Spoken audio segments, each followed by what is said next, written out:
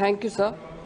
Today I want to address a critical issue impacting millions of families across India, the rising cost of education in metro cities and the deteriorating condition of government schools.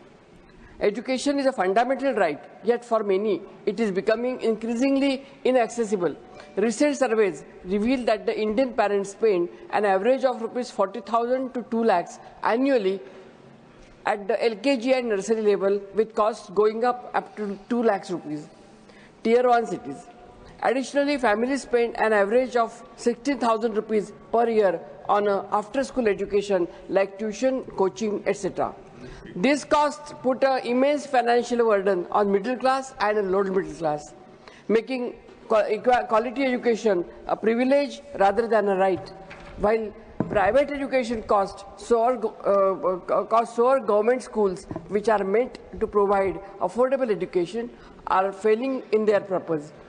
The annual status of education report, Rural 2024, shows that the enrollment in government schools for children aged 6 to 14 has dropped from 72.9% in 2022 to 66.8% in 2024.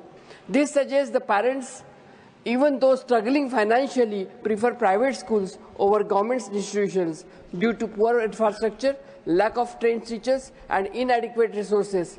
Instead of being center of learning, many government schools are struggling with basic facilities like clean drinking water, functional classrooms, and digital education tools, etc.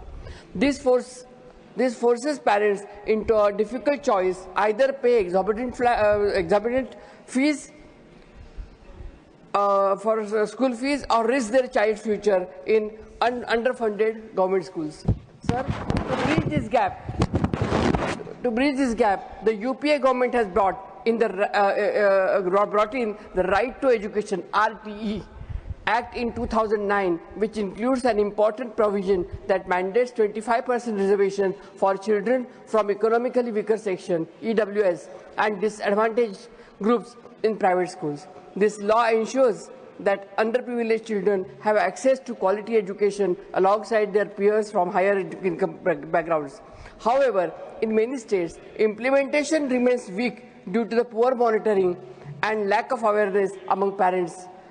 Schools often resist admitting EWS students, and financial reimbursement from the government are delayed. Strengthening the enforcement of this provision is crucial to making education more inclusive and reducing inequality.